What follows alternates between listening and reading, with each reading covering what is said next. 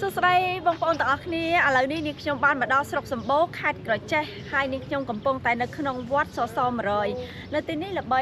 ដោយសារតែវត្តសាងសង់នៅទីនេះគាត់ដាក់សស100បងប្អូនទីទៀតនាងខ្ញុំនឹងនាំបងប្អូនទាំងអស់គ្នាទៅទស្សនាជើងសសវត្តដែលគាត់ដាក់សស100តែឥឡូវនេះខ្ញុំចង់មកមើលទូកនៅក្នុងវត្តបងប្អូនវែងមែនតើទូកនេះគឺជាទូកនៅខាងស្រុកសម្បូរខេត្តក្រចេះហើយទូកនេះតំណាងឲ្យស្រុកសម្បូរនេះដើម្បីចូលរួមនៅពិធីបុណ្យអុំទូកទៅប្រណាំងនៅឯមុខវាំងចាប៉ុន្តែឆ្នាំនេះខ្ញុំមិនដឹងថាគាត់ឈ្នះឬក៏ចាញ់បានចំណាត់ថ្នាក់លេខប៉ុន្មានទេបងប្អូនចាគាត់ថាវែងមែនតើហើយមានទូក3ចាមាន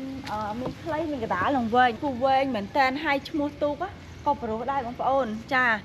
ទូកនីមួយសុទ្ធតែមានឈ្មោះរបស់គាត់ហើយទូកភាគច្រើនឈ្មោះព្រោះព្រះសិរីមុនីរាជទូកឈ្មោះព្រោះណាចាហើយនៅខាងឆ្វេងដៃនេះខ្ញុំនេះគឺជាវត្តសស100ដែលល្បីខ្លាំងហើយនេះខ្ញុំមកទីនេះគ្រាន់តែបង្ហាញពីទួចដើម្បីចែកជូនបងប្អូនទស្សនាទេនេះខ្ញុំនឹងឆ្ពោះទៅកន្លែងផ្សេងទៀតដើម្បីផ្ដិតយករូបភាពមួយចំនួនចែកជូនបងប្អូនបន្ថែមទៀតចាសសយើងរាប់ពីលើនេះទៅលោកបងទាំងក្រោមទាំងលើបូកទៅសស100បងតែនៅខាងលើហ្នឹងយើងមានសសពីដើម3ដើមអូហ្នឹងហើយពីផ្លូវនេះតំណាងសសមួយហ្នឹងបុត្រីមួយគឺថាអ្នកនៅតាមបម្រើពនាងណាពីស្ម័គ្រចិត្តទៅតាមណានេះយើងសាងសង់ថ្មីនឹងខ្ញុំណាលោកបងខាងក្រោមហ្នឹងសាលាបរៀនអូសាលាបរៀនកូននេនបងខ្ញុំពុទ្ធកៈ3សាលា3ថ្នាក់ថ្នាក់ទី1ទី2ទី3ប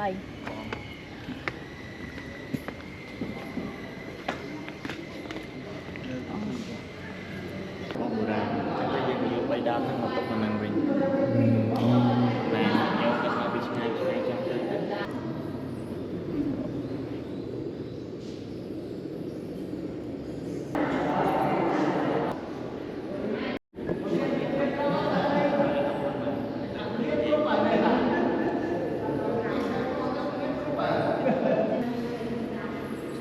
គឺជាជើងសស3ដែលគាត់កសាងពីដំបូងមកជាង500ឆ្នាំមកហើយពីមុនមកគឺមានជើងសសច្រើនតែដោយសារវិហារយើងចាស់បាក់បែកចឹងទៅប្រជាជននៅទីនេះគឺគាត់បានយកទៅប្រើប្រាស់អស់មួយចំនួនហើយនៅសល់3ដើមនេះវត្តគាត់ទុកតម្កល់ឲ្យកូនចៅចំនួនក្រោយបានឃើញសស3ដើមនេះដូចនេះខ្ញុំបានប្រាប់បងប្អូនចឹងគឺគាត់បានទុកពីចំនួនដើមមកអាយុកាលជាង500ឆ្នាំមកហើយបងប្អូននេះគឺជាឈើដែលល្អលោកគាត់បាននិយាយប្រាប់នេះខ្ញុំអំបញ្ញមិញគាត់ថាឈើនេះបើយើងទុកយូរអាចកើតចេញទៅជាថ្មចាដោយសារអាយុកាលឈើនេះមកដល់បច្ចុប្បន្ននេះគឺអាយុ500ឆ្នាំជាងហើយវាច្រើនចំនួនហើយបងប្អូនយើងទៅណាទៀតគ្រូយើងទៅមណ្ឌលគិរីឆ្លងកាត់ស្នួលប្រុស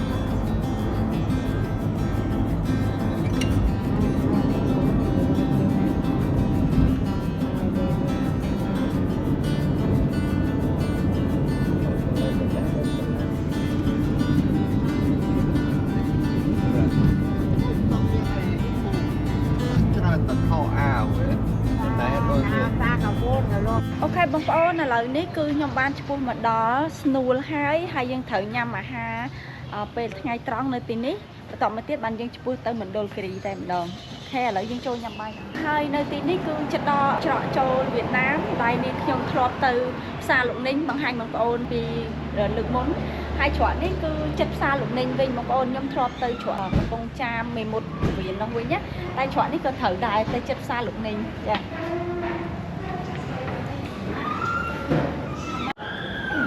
Hello.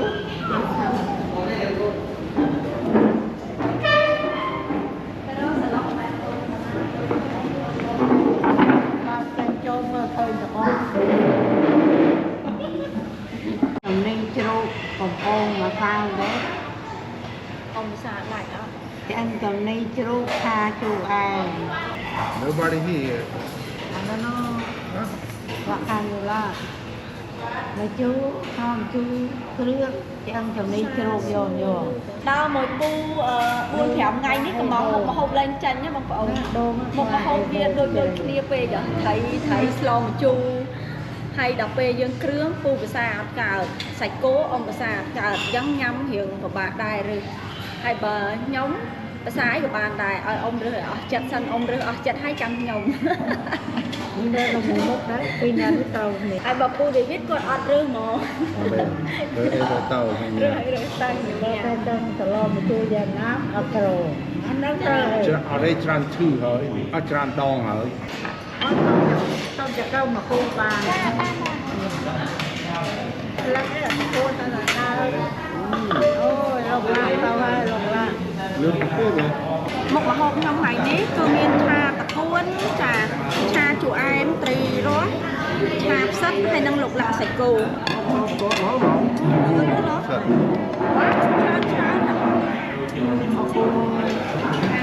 cô con nhà bài nữa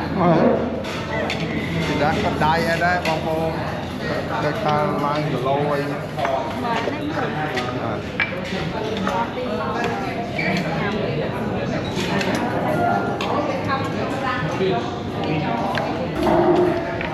này đi we just go món bà lại mushroom Hoàng Vinh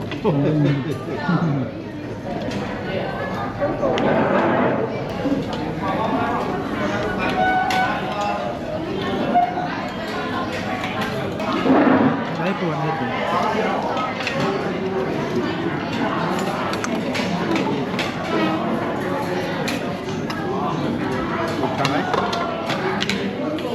ขอบคุณ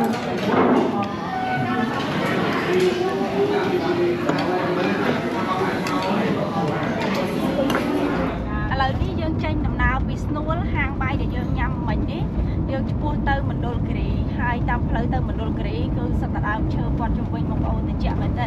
ពេលនៅលើឡានលពូតិចប៉ុណ្ណឹងចុះទៅក្រៅតិចជាងហ្នឹងទៀតខ្យល់អាកាសមកមានជាតិតិចចាហើយយើងទៅដល់មណ្ឌលគិរីឈប់សម្រាប់ជប់នៅហ្មងពូណាថ្ងៃស្អែកបានយើងដើរលេង สมุดชื่อไทยเป็นสมุดชื่อ สมุดชื่อ ចាសមុទ្រឈើហ្នឹងមានន័យថាកន្លែងហ្នឹងយើងមើលពីលើទៅដូចសមុទ្រអញ្ចឹងណាពូតែសិតតែឈើឯង ថាតាដើមឈើ សិតតែដើមឈើឯងចា ថាតាដើមឈើ ចានៅកោះកុងក៏មានសមុទ្រឈើមួយដែរ បានស្អាត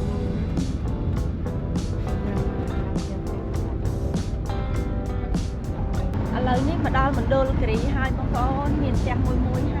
ហើយពេលយើងជិះមកដល់ទឹកដីមណ្ឌលគិរីនេះគឺពោពេញទៅដោយធម្មជាតិដើមឈើធាត់ផ្លូវហ្មងបងប្អូនហើយដើមឈើជ្រៅហើយស្រស់ស្រាយមែនតើហើយនៅខាងក្រៅវាយទៀតចាក់ខ្លាំងមើលទៅដូចក្តៅមកពីខ្យល់ជាសួស្តីបងប្អូនឥឡូវនេះខ្ញុំចុះមួយកន្លែងហើយនៅមណ្ឌលគិរីគឺរមណីយដ្ឋានចម្ប៉ាពេជ្រហើយកន្លែងគាត់នេះគឺមានទេសភាពស្អាតមានរីសតហើយក៏មានរេស្តូរ៉ង់សម្រាប់យើងកំងអីញ៉ាំផងដែរហើយនេះគឺផ្ទះជនជាតិដើមក្រឹងផ្ទះកូនក្រមុំហើយផ្ទះនេះមិនគ្រាន់តែធ្វើតំណាងសម្រាប់សម្គាល់ទេណាបងប្អូនគឺពេលដែលគាត់រស់នៅគឺផ្ទះគាត់ចឹងហ្មងជនជាតិដើមគាត់ធ្វើផ្ទះឲ្យកូនក្រមុំគាត់ទំហំហ្នឹងប៉ុណ្ណឹងម៉ូតចឹងហើយឡើងលើបានទេពូយើងបាច់ដោះបីជើងណាពូបាច់ដោះនេះអង្គុយបែបជនជាតិមកចាសម្រាប់នៅក្នុងប្រទេសកម្ពុជាគឺមានជនជាតិដើមភាគតិចច្រើនដែលគាត់រស់នៅក្នុងប្រទេសយើងគឺតាមខ្ញុំដឹងតិចតួចទេចាមានជនជាតិដើមក្រឹងគួយស្ទៀងហើយមានទំពួនចាអូយនៅមានច្រើនទៀតចានេះខ្ញុំជាប្រជាជនកម្ពុជាមែនតែខ្ញុំអត់សូវដែរដឹងទំនៀមទម្លាប់និងការរស់នៅរបស់បងប្អូនជនជាតិដើមភាគតិចទេហើយក៏អត់សូវដែរបានជួបពួកគាត់ដែរចាតាមយើងសិក្សារៀនមកដឹងតិចតួចហើយនេះគឺក្រុមផ្ទះដែលគាត់មានកូនខែមួយសម្រាប់អង្គុយលេងហើយផ្ទះគេគឺលើកកម្ពស់បែបនេះមើលពណ៌ដីដាំដំណាំអីក៏រស់ដែរបងប្អូនចាហើយមកគាត់ដាំផ្កាស្អាតមកយូរឡាតគេកម្ពស់បងប្អូនស្អាតមែនតើ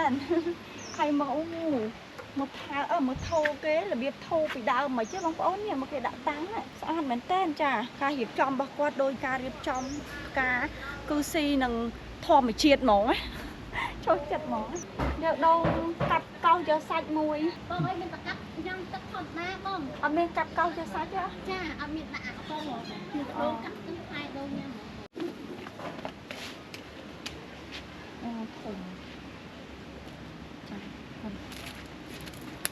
Anh chết nhau cùng con đâu lâu dài không học anh ăn mẹ đầu tinh ផ្អែមបងប្អូនឆ្ងាញ់ផ្អែមមកជុំ không nên tiền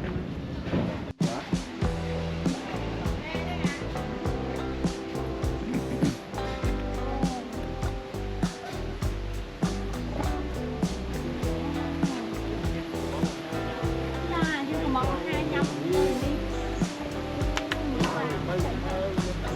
Ai mới đâu nào?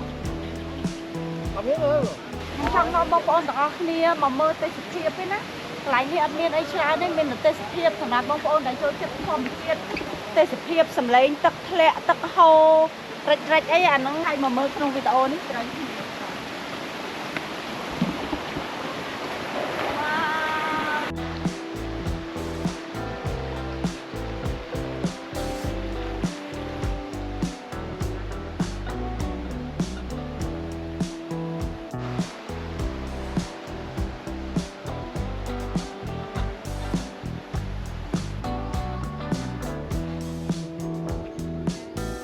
ចាបងប្អូនខេត្តមណ្ឌលគិរីគឺជាខេត្តមួយដែលមានភ្នំច្រើនចាហើយក៏ជាខេត្តមួយដែលត្រជាក់ជាងគេដែរដោយសារនៅទីនេះសម្បូរភ្នំព្រៃឈើហើយនិងទឹកធ្លាក់ហើយតាមធម្មតាគឺនៅតំបន់ដូចជាខេត្តផ្សេងៗម៉ោងនេះកំពុងតែក្តៅបងប្អូនប៉ុន្តែនៅទីនេះគឺត្រជា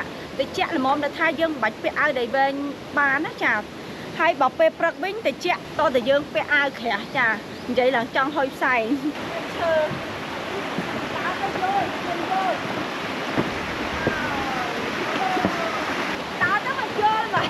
Mất vô tao có cái này vô vậy chú anh không à nhằm trong tình là tôi ngồi nhằm lên tôn chứ bạn nhằm bàn anh ấy tôm mày ông này bạn đi có bán đấy ông tôm mày đang nhằm lên mà ông anh nó lắc cả lỗ ông mày mắc cả lỗ mà ông mắc cả lỗ mà nó nắng bảy con mấy nhóm phụ con hay mà nhất là rồi chết chú em cha nha bông con vậy ta nhóm cho chặt rồi chết chú em mấy đôi phụ mà chẳng nắp đấy ông nhóm cho chặt tiệp ràng đời xa vì play thò bị chết hay rồi chết với chú em á chứ ngành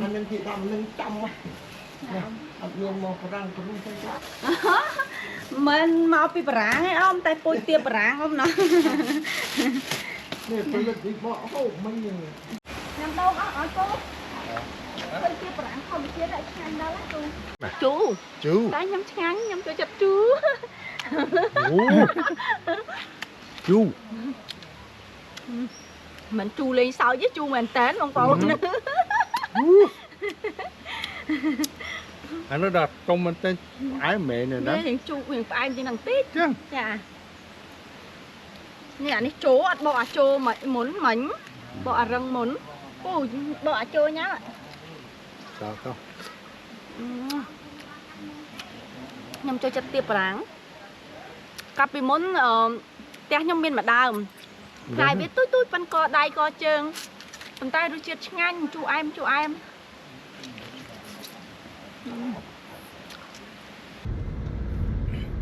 bọt lên cái ông đà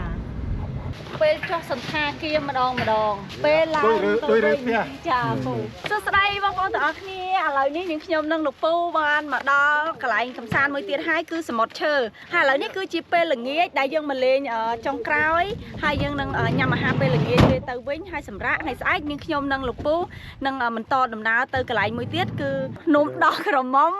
ហើយនឹងទឹកជ្រោះប៊ូស្រាចា Không chỉ ra đây mà ní. អត់ទេពូលើកទី1 Ồ. ពូក៏ស្មានតែខ្ញុំឃើញខ្ញុំដើរច្រើនណាបងប្អូនប៉ុន្តែដើរច្រើនហ្នឹងទៅសៀមរាបកពតកំពង់សោមនឹងញឹកចាអូយើងឡើងទៅទៅ Ồ, là cái này rồi. nhưng mà phải lọc hai thế lọc sau មកដល់បង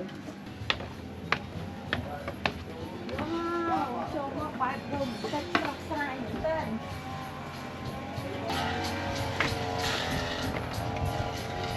ឥឡូវនេះខ្ញុំឡើងមកដល់លើហើយខ្ញុំចុះមកក្រោមវិញបើយើងមើលពីលើមិញគឺឃើញសមុទ្រឈើច្បាស់ចា สมอเชอร์នោះមានន័យថាឈើយើងមើលពីលើទៅឃើញសតដើមឈើចាវាដូចសមុទ្រចឹង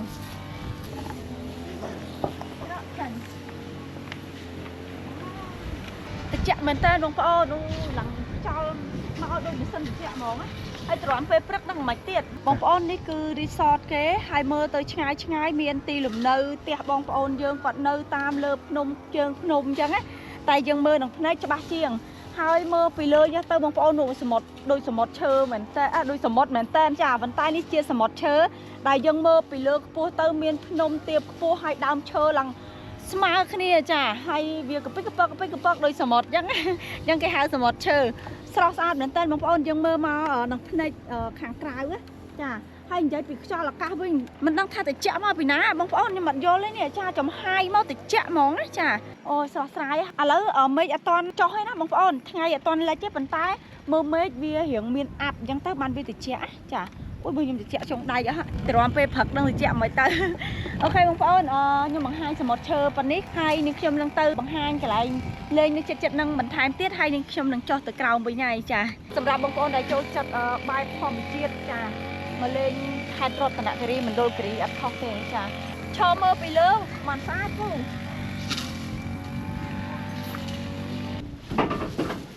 ណាតាលេងទៅយ៉ាប់ទេនិយាយទៅគាត់មានកន្លែងលក់ទូចមួយបងប្អូនសម្រាប់បងប្អូនទេសចរដែលគាត់មកអញ្ចឹងមានចំការតែមានលក់ម្ជូរព្រឹកមានលក់អីផ្សេងទៀតអញ្ចឹងបងប្អូនចាខាងនេះគាត់ដាំម្ជូរព្រឹកនេះអាវជនជាតិដើមភាគតិចចាគាត់យកមកតាំងខ្ញុំចង់ដឹងថាភូមិគាត់បែបម៉េចហើយការដំបាញរបស់គាត់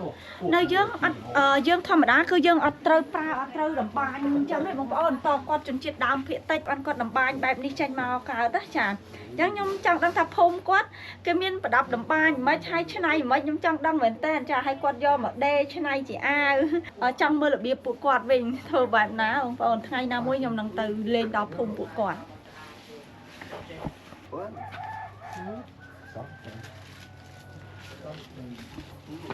ចាយើងអាចទិញវត្ថុអនុស្សាវរីយ៍ចាពេលយើងមកពួកគាត់មានលក់នៅទីនេះ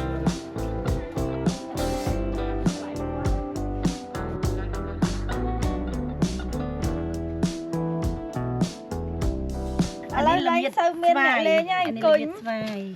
កាលពីទូចបនឲ្យធំឯងអាងលេងអង្គុយជាមួយចាស់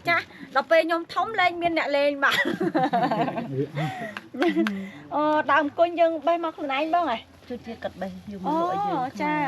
ភាគច្រើនបងប្អូនជនជាតិដើមភាគតិចគាត់នៅតាមព្រៃចាគាត់ដឹងចាអូនេះថ្នាំបងណាខ្មែរបារាំងចាយិនសិនចៃស្រែងគួតត្រីសមៀតល្បើអានោះអីគេគាត់លក់អីគេមានទេផាអាយចាបងជនជាតិដើមហ៎ជនជាតិចាភាគតិចចាជនជាតិអីអ៊ំចាពូណងទិញទូពូណងទាំងអូនដែរចាហើយនៅឆ្ងាយហ៎អ៊ំនោះខាងក្រមអូយើងចុះដើរទៅហើយចាហើយបេះផ្លែឈើព្រៃមកលក់ចាជនជាតិដើមពូណងហើយនេះសត្វអាថ្នាំអ្នកគុណអ៊ំចាពូបានទេស្ងាត់ខ្ញុំមិនទិញទេបាទភ្ញៀវហើយខ្លះក៏អត់ដែរមែនអ៊ំចាលោកគ្រូអត់ជូនលុយអ៊ំអូវេឡាំងភ្នងវេឡាំងចាបងប្អូនលពៅជនជាតិដើមពូណងចាជនជាតិដើមពូណងចាពេលខ្ញុំផ្លែកលពៅគាត់ថាលពៅជនជាតិដូចដងខ្ញុំមិញច្រឡំដងទុំចាលពៅជនជាតិហើយយើងអត់ចង់ដាំលពៅដូចគ្នាដូចខ្មែរយើងតប៉ាតអីចុះដាំដែរអានេះបើយើងយកទៅស្លឬក៏ឆឹងអីក៏ត្រូវដែរអ៊ំណាចាអូហើយយើងលក់មួយចាអានេះ30000តិចតួចនេះអានេះ15000សុំអានេះមកគ្រឿបសាកមើលចាអូបងប្អូនលោកពូគាត់ជូនលុយប្អូនហើយអ៊ំគាត់មកលក់នៅនេះចានៅនេះយើងធ្វើរកអីអត់បានទេណោះបានតែមកអង្គុយលក់បន្តិចអញ្ចឹងណាឥឡូវសូគាត់សិនដឹងលុយនេះដឹងម៉ាទេអត់ដឹង$5អត់ដឹងស្គាល់លុយដុល្លារអូនៅនេះអត់ចាយលុយដុល្លារ ចាយដែរចាយខ្ញុំអត់ដែរបានផង យើង Chưa này. បាន អូ$5ស្មើ20000លុយយើងណាអ៊ំចានេះអ៊ំគាត់ជូនហ៎ អូប៉ះដាច់ ដែលបានទេពេលខ្លះបាន10000 20000 ចាចាចាបងប្អូនពេលខ្ញុំមកហ្នឹងខ្ញុំចាប់អារម្មណ៍គាត់មុនគេតែខ្ញុំចង់ទៅមើលសមុទ្រឈើសិនដោយសារធម្មតាយើងនៅដាច់ស្រយាលចេះមួយថ្ងៃលក់ដាច់មួយថ្ងៃលក់អត់ដាច់ចាហើយមិនដាច់ហ្នឹងបាន10 20ម៉ឺនទេចាព្រោះគាត់លក់បន្តិចហ្នឹងគ្រាន់តែចិញ្ចឹមជីវិតចឹងណាចា បានទិញហូប ចា Bài đọt. ហើយឥឡូវនេះលោកពូបានជូនលុយគាត់តិចតួចអត់បានជួយទិញអីទេចាអានោះអីគេ ឆ្នាំ រៃ ថ្នាំអ៊ំចាសួតដំរី ចា ហើយគឺយកមកធ្វើថ្នាំក្អក សួនចា ទៅយកទៅដាំទឹកញ៉ាំ ចាដាំទឹកញ៉ាំអានេះសួតហើយ ចាបងប្អូនកុំឆ្ងល់ថាហេតុអីបានបងប្អូនជនជាតិដើមភាគតិចគាត់នៅតាមតំបន់ភ្នំតំបន់ព្រៃហើយអត់មានពេទ្យនៅចិត្តណាដោយសារគាត់ជាជនជាតិដើមនៅក្នុងព្រៃស្រាប់ហើយចឹងទៅគាត់ដឹងថាថ្នាំឈើចាថ្នាំអីដែលញ៉ាំទៅជាអីសះអីចាឥឡូវហ្នឹងដោយគាត់ចឹងអានេះគាត់ថាថ្នាំសួតដំរីវាថ្នាំក្អកដោះនៅលើដើមឈើអ៊ំណា តំដើមឈើលើ អូវាទៅទុំលើដើមឈើលើហើយចាដល់ហើយយើងកាប់វាមកយកមកទុកដាំទឹក ឡើងបេះហ្មង ឡើងបេះហ្មងចាពោះហេ ពោះចាដើមឈើទុំធប់ ចាអញ្ចឹងទៅគាត់កាត់យកមកដើម្បីយកមកលក់បើតាមធម្មតាគាត់យកមកលក់ទេគាត់ត្រូវញ៉ាំនៅក្នុង ចា ផ្ទះខ្លួនឯងចាពេលយើងក្អកពេលអីចឹងទៅយើងអត់ទៅរកណាំពេទ្យទេមែនទេភាគតិចចាឬក៏មិនយើងប្រើអត់ណាំពេទ្យ ប្រើនឹងទេ អូតើឈឺធ្ងន់បានយើងទៅពេទ្យចាបើយើងមកជុំគឺយើងញ៉ាំថ្នាំដែលយើងរកបានខ្លួនឯងហើយនេះសិតតែថ្នាំឈើឬឈើមើមឈើដែលគាត់ទុកដាំទឹកញ៉ាំបងប្អូនហើយវាមានរឹសមួយហើយនឹងថ្នាំមួយគឺវាព្យាបាលជំងឺផ្សេងគ្នាដូចជាក្អកផ្ដាសាយអីមានដែរណាតែចាក់ក្នុងអីចឹងអ៊ំចាហើយយើងចង់ដឹងថានេះប្រភេទថ្នាំអីអ៊ំ នឹងថ្នាំផ្សះ អានេះថ្នាំផ្សះ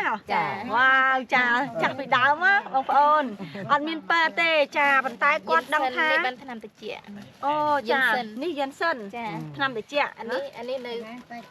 នៅស្រស់អានេះស្ងួតហើយចា ធ្លាប់តែឃើញយ៉ាន់សិននៅចិនឥឡូវនៅខ្មែរយើងមានតាបងប្អូនចាជនជាតិដើមគាត់ដាំបានចាព្រោះដោយសារនៅនេះ នៅព្រៃ អូនៅនេះវាតិចធម្មតាទៅតិច This one good then. យ៉ាពូ This one better than the one that they plant. Nênឆ្នាំមានអីទៅស្ងោ អាហ្នឹងគេដាំទឹកញ៉ាំពូចង់ឲ្យអ៊ំនិយាយភាសាអ៊ំតិចបានអត់អ៊ំនិយាយរៀបរាប់ថានេះឈ្មោះអីអ៊ំ យ៉ាពុកពូ អូ ពុកពូយិនសិន ចិនសិន ចកែឆ្រែង ឈកោតាមឈកោយ៉ាតាយ៉ង យ៉ាតាយ៉ងអូ យ៉ារមិត អូអានេះរំដេងយើងគាត់ហៅយ៉ាតាយ៉ងគាត់តាយ៉ងរំដេង នេះរមិត រងឹត ចា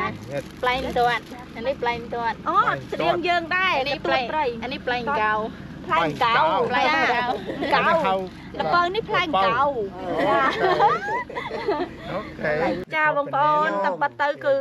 បងប្អូនជាតិដើមភាគតិចហើយនឹងបងប្អូនខ្មែរយើងគឺដូចចាពូជតែមួយដែលរស់នៅក្នុងប្រទេសតែមួយចាស្រឡាញ់គ្នាដូចគ្នាចាគាត់ថាភាសាបងប្អូនគាត់នៅមានចាគាត់នៅនិយាយភាសារបស់គាត់តែគាត់ក៏និយាយភាសាខ្មែរយើងពេលគាត់មកលក់ធម្មតាចេះចាអរគុណអ៊ំអូនអរគុណច្រើនចាសប្បាយឡើងអូខេបងប្អូនទាំងអស់គ្នាចាមុននឹងទៅវិញគឺសប្បាយមែនតើ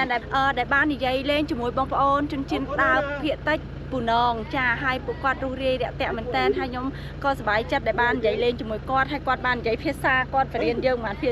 នម៉ាត់ដែរមិញអូខេបងប្អូនទាំងអស់គ្នាឥឡូវនេះខ្ញុំបានមកដល់ភ្នំដោះក្រមុំហើយលោកពូគាត់ថាថ្ងៃស្អែកបានមកឥឡូវនេះគាត់មកតាំងល្ងាចនឹងព្រោះផ្លូវមកជាមួយគ្នាហើយ ដើរទៅត្រង់ឃើញទីដា ចាពូអរគុណពូអូ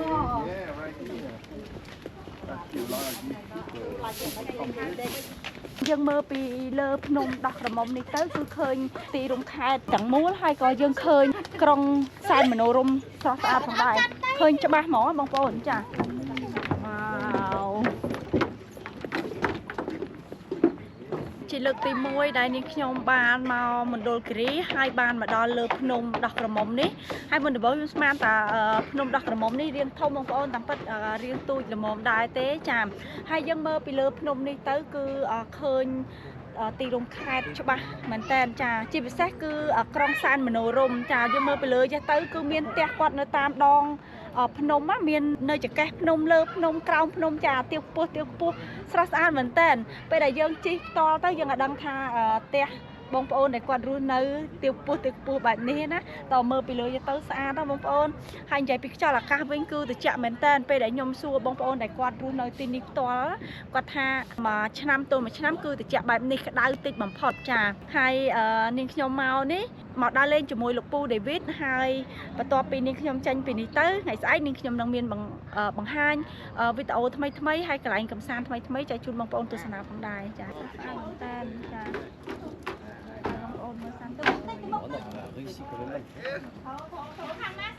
អូខេបងប្អូនទាំងអស់គ្នាថ្ងៃនេះនាំលោកពូមកសាកញ៉ាំស៊ុបចាណាងតែខ្ញុំដឹងថាអ៊ំស្រីគាត់ភាសាបានទេដោយសារគាត់ញ៉ាំសាច់គោហើយខ្ញុំមកស៊ុបចាណាងនេះនៅមណ្ឌលគិរីតែម្ដងជនជាតិដើមគាត់អ្នកធ្វើហ្មងណាចាហើយពេលដែលនេះខ្ញុំញ៉ាំហើយនេះខ្ញុំនឹងបញ្ចប់វីដេអូនៅទីនេះចាអូខេឥឡូវនេះមកសាកភ្លក់ស៊ុបចាណាងវិញខ្ញុំបើខ្ញុំញ៉ាំក៏បានដែរកន្លែងទៅនេះលក់តែនោះឯងចាំធំលោកពូឆាយឲ្យខ្ញុំលោកពូដេវីតខ្ញុំឆាយគាត់អត់ចេះញ៉ាំអូខេបងប្អូនឥឡូវនេះចំណាងខ្ញុំបានមកដល់ហើយចាសាក់គ្រូវ៉ាវ I never did it before. I'm gonna try some product kind of chili. My favorite. Warm. ដាក់ឈាមផងមិនដល់ហើយមិនដល់ហើយ ពូចង់សាក់អត់ទេ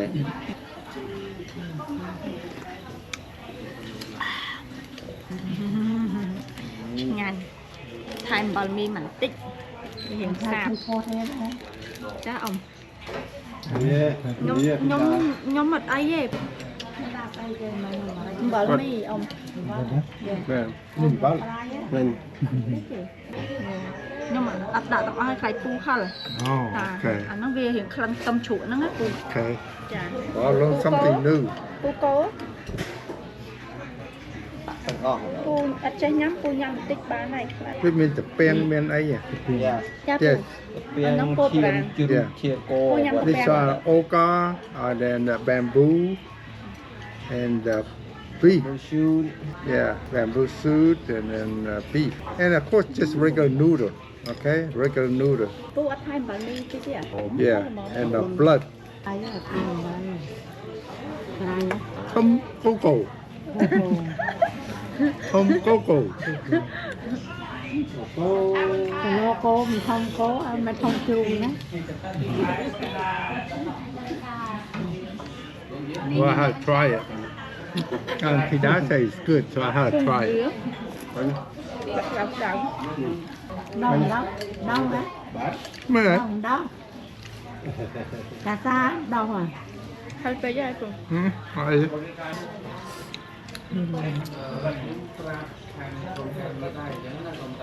ឆានចាប់បង លោកទាដាក់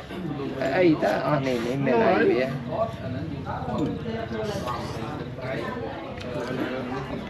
អត់ទេទឹកពុកពេលបើខ្មៅគឺអត់ស្លឹកចំណាងពងគឺមានស្លឹកមកទេឈ្មោះចំណាងណា បងប្អូនចង់ញ៉ាំស៊ុបចំណាំងសូមប្រាប់ពូប៊ុនឆៃជូនមក ចា មណ្ឌលគិរី ខ្ញុំមណ្ឌលគិរី I thought about to try that. អរគុណបងប្អូន Well, yeah. បងប្អូន ពងជាក់ពូណោះញ៉ាំក្តៅៗត្រូវ